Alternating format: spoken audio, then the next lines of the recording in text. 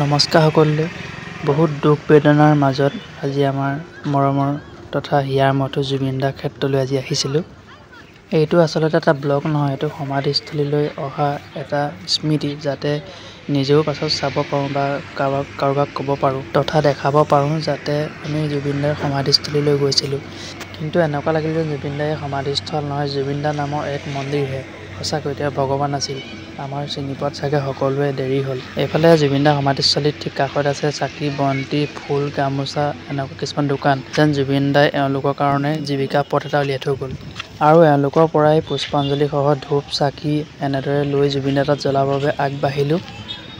আমি অলপ সোনকালে আহিছিলোঁ বাবে ইয়াত অলপ আজি ভিৰটো কম। মানে আমি 4টা বজাতে ট্ৰেইন ষ্টেচন পালোঁহি। তাৰ পৰা আমি বাছেৰে আহি ইয়াত আপোনাৰ 8টামান বজাত পাই গ'লোহি।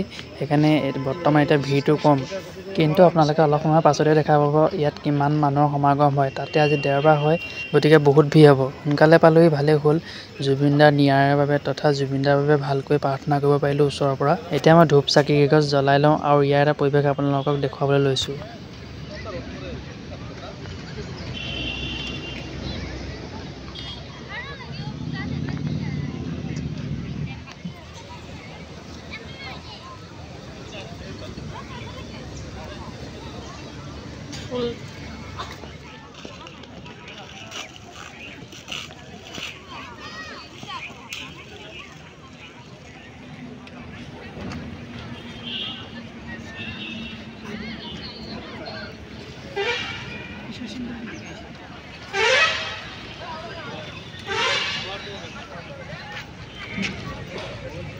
ধূপ চাকি জ্বলাই এতিয়া জুবিন দাৰ বাবে এখন ঘৰৰ পৰা গামোচা লৈছিলোঁ।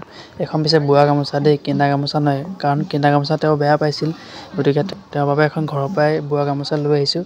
তেওঁক এইখন এতিয়া অৰ্পণ কৰি তেওঁক এভাগ সেৱা জনাই তেওঁৰ পৰা এটা আশীৰ্বাদ লৈ লওঁ।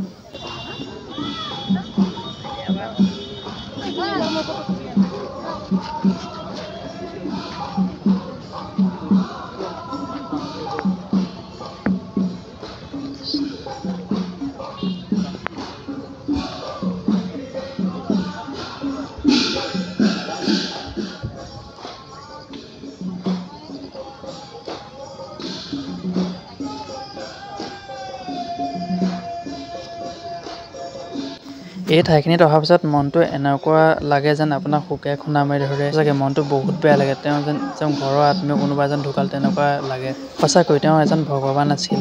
আমি এজন মহান লোকক হেৰুৱালোঁ। আমি সদায় তেওঁক গানৰ মাজতে তেওঁক সদায় জীয়াই ৰাখিম।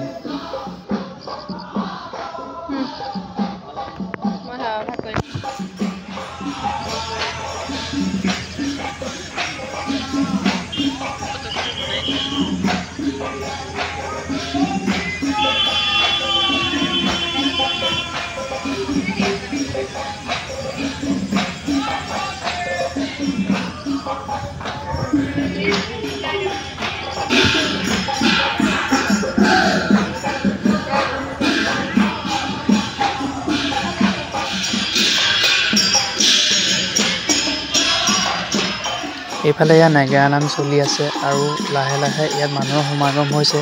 গতিকে আপোনালোকক মই ইয়াৰ পৰিৱেশটো দেখাই লওঁ। ইয়াতে কিছুমান গামোচা লগোৱা আছে আৰু জুবিন দাৰ গানৰ কলি আৰু জুবিন দাৰ ন্যায়ৰ বাবে এনেদৰে লিখা তথা ইয়াতে লগোৱা আছে।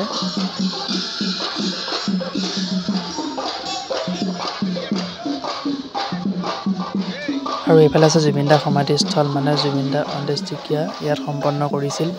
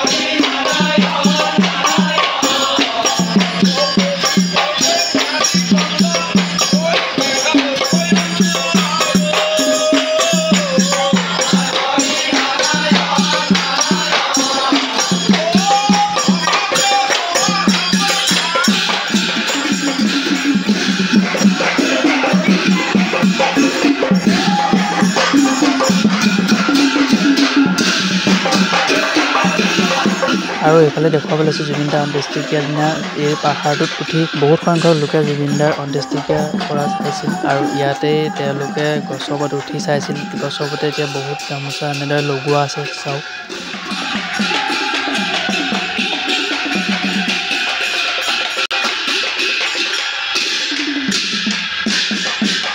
আৰু এতিয়া দেখুৱাব লৈছোঁ জুবিন দাৰ সমাধিৰ ওপৰত এক বিশেষ দৃশ্য, য'ত বৰ্তমান দেখা পাইছোঁ দুটাকৈ পাৰ জুবিন দাৰ সমাধি। সঁচাকৈ তেওঁ মহান আছিল। তেওঁ পশু পক্ষী তথা জীৱ জন্তু সঁচাকৈ তেওঁ বহুত ভাল পাইছিল আৰু তেওঁ মৰমো কৰিছিল। সেইকাৰণে চাগে আজি সমাধিত তেওঁক এৰি দিয়া নাই।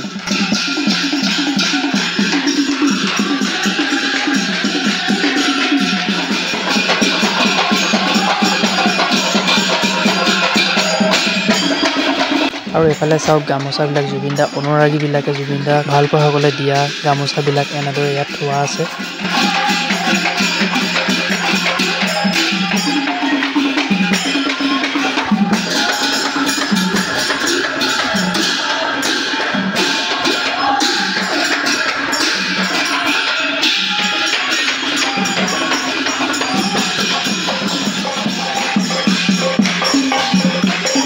এয়া চাওক পাহাৰটোৰ ওপৰত গছৰ ওপৰত তেনেদৰে গামোচা লগোৱা আছে। মই জুম কৰি দেখাইছোঁ আপোনালোকক।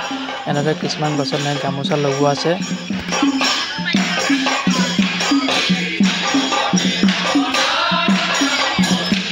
ইফালে নাহৰ পুলি ৰোপণ কৰা আছে। তেওঁ নাহৰ গছ ভাল পাইছিল। তেওঁ কৈছিল যে নাহৰ গছত উঠিলে মোক দেখা পাবি। সঁচাকৈ অতি দুখজনক।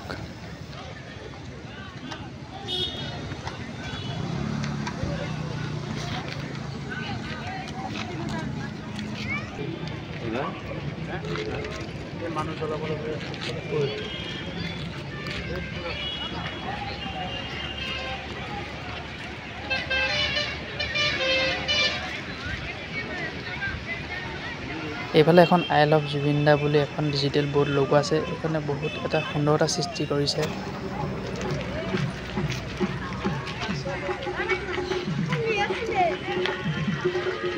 এইফালে ছাইডত কিছুমান পোষ্টাৰ লগোৱা আছে। কেইখনমান বুলি ক'লে ভুল হ'ব, প্ৰায়বিলাকতে লগোৱা আছে জুবিন গাৰ্গক ন্যায় দিয়ক। সঁচাকৈ আমি এজন মহান শিল্পীক হেৰুৱাইছোঁ, গতিকে তেওঁ ন্যায় পোৱাটো বাঞ্ছনীয়। গতিকে কাৰণ আমি জুবিন গাৰ্গকে হেৰুৱাইছোঁ, গতিকে তেওঁৰ বাবে ন্যায় পোৱাটো জৰুৰী, ন্যায় পাবই লাগিব। আৰু এটা বিশেষ কথা কওঁ, জুবিন গাৰ্গৰ সমাধিস্থলভাগলৈ আগত কিছুমান আলোচনা হৈছিল যে জুবিন গাৰ্গৰ সমাধিস্থলীভাগ বৰ এটা ভাল নহয় ঠাইডোখৰ। কিন্তু আজি আহি দেখিলোঁ সোণাপুৰ এই জুবিন দাৰ সমাধিস্থলভাগৰ ঠাইডোখৰ সঁচাকৈ বহুত সুন্দৰ। তেওঁ যেনেকৈ বিচাৰিছিল, তেওঁ এটা শান্তিৰ পৰিৱেশত প্ৰাকৃতিক পৰিৱেশৰ মাজত তেওঁ থাকিব বিচাৰিছিল। গতিকে তেনেদৰে তেওঁ এই সমাধিস্থলভাগ তেনেদৰে পাইছে, এক প্ৰাকৃতিক পৰিৱেশৰ মাজত, সেউজীয়া পৰিৱেশৰ মাজত।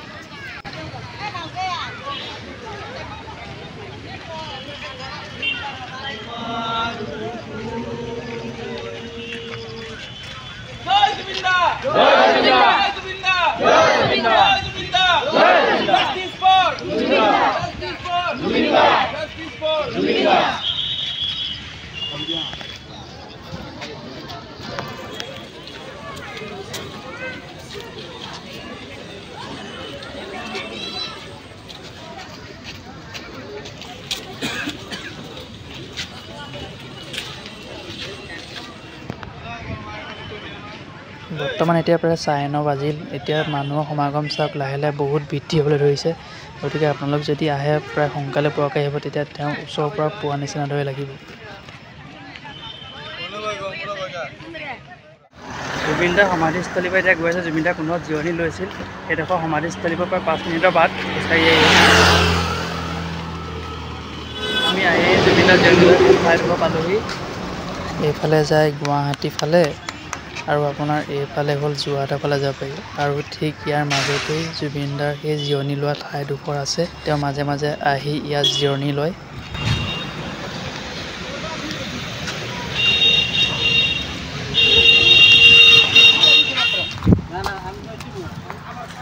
বৰ্তমান এতিয়া ইয়াৰ ভিতৰলৈ সোমাই আহিছোঁ।